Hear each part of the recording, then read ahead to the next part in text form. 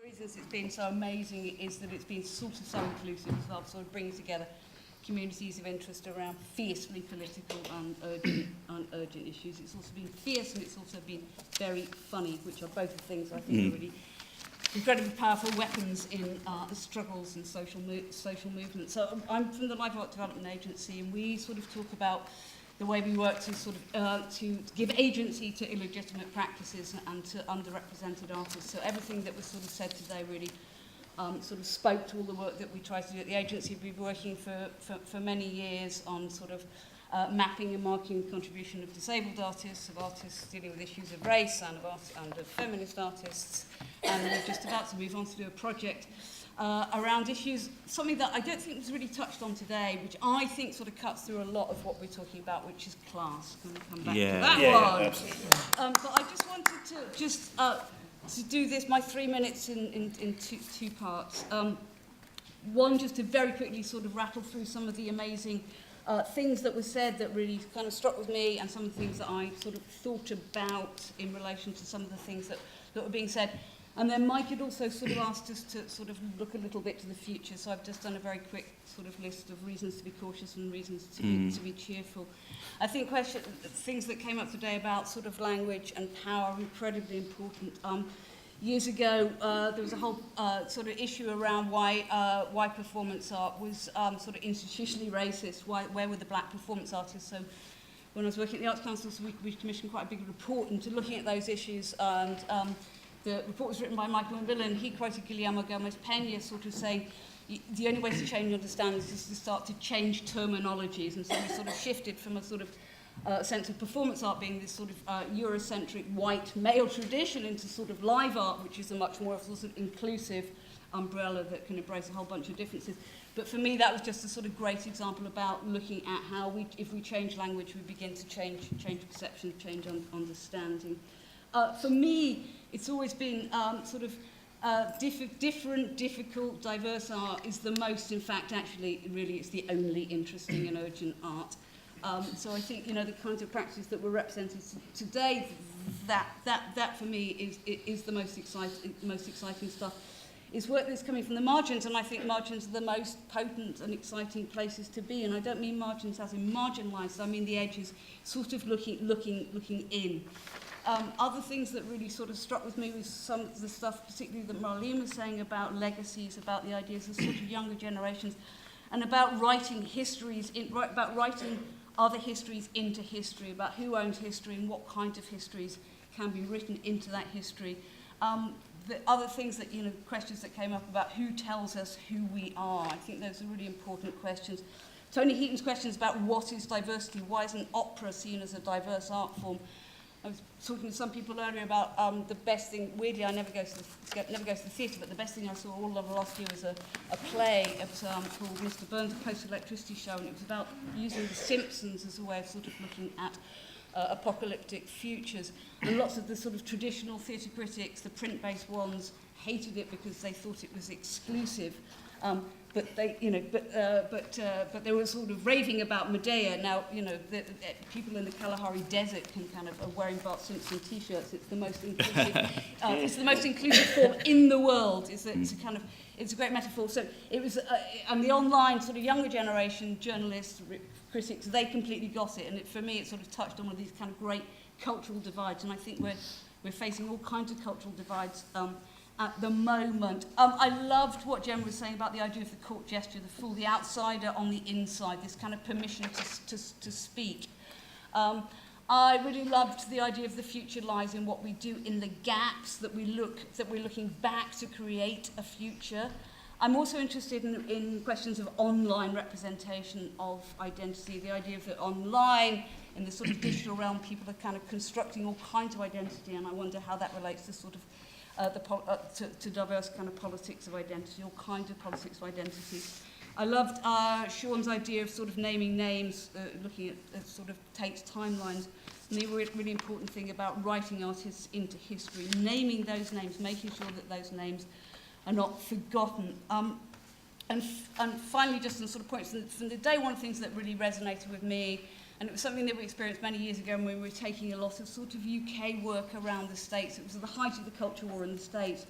when artists were being, had death threats, everything else. So we took, we sort of took over a sort of touring program of sort of queer, black artists around the States. And what was really sort of obvious there was that it wasn't about resources, that it was about attitude.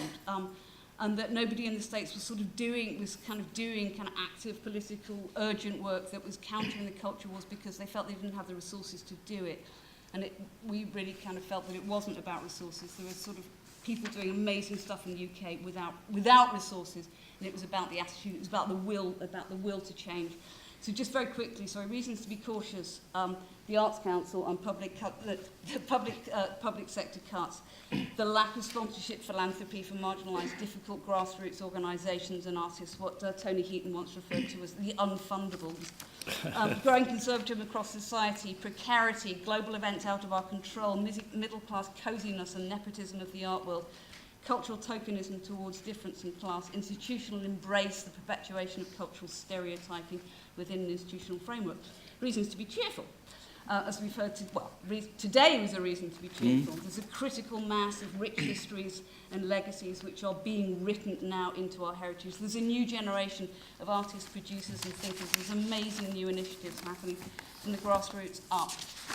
The Arts Council's ongoing commitments, the institutional embrace of non-institutional practices, offering new platforms and new profiles.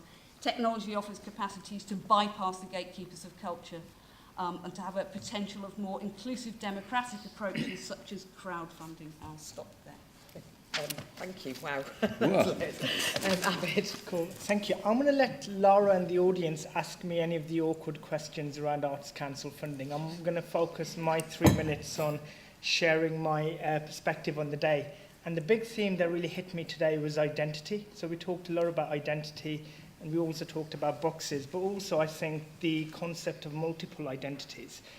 I regard myself as British, but the question I'm always asked is whether I really am British and where I come from.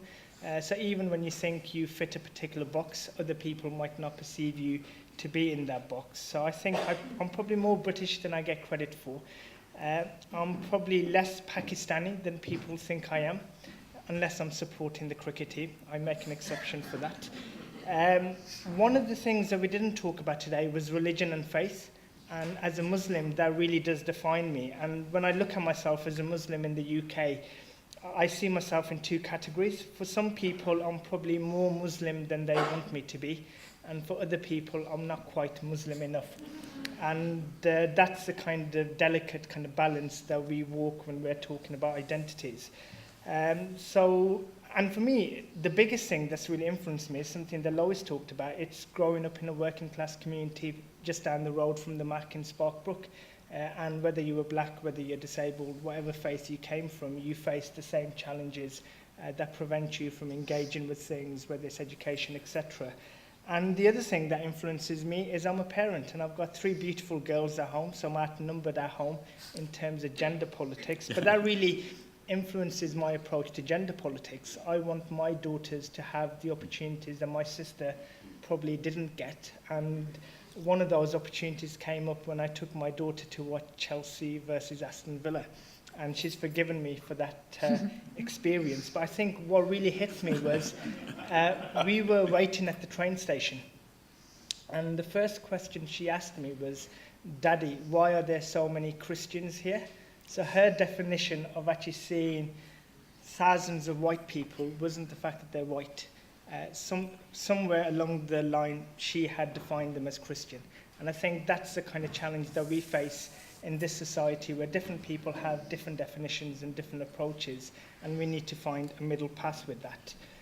The other thing that I really picked up on was the importance of not forgetting our history, and I think both Marlene and Tony talked about that really eloquently. And it's been nearly 40 years since Nassim Khan wrote the report, The Arts That Britain Ignores. And it's even scarier that I wasn't even born when she wrote that. And the issues and the challenges are as relevant today as they were then. So I think that's really important. And we need to remember that we need to look back to the past to inform our future direction of travel. And one of the things I really enjoyed about today is we had museums on the agenda. And when we talk about the creative case, and I'm going to mention the creative case at this point.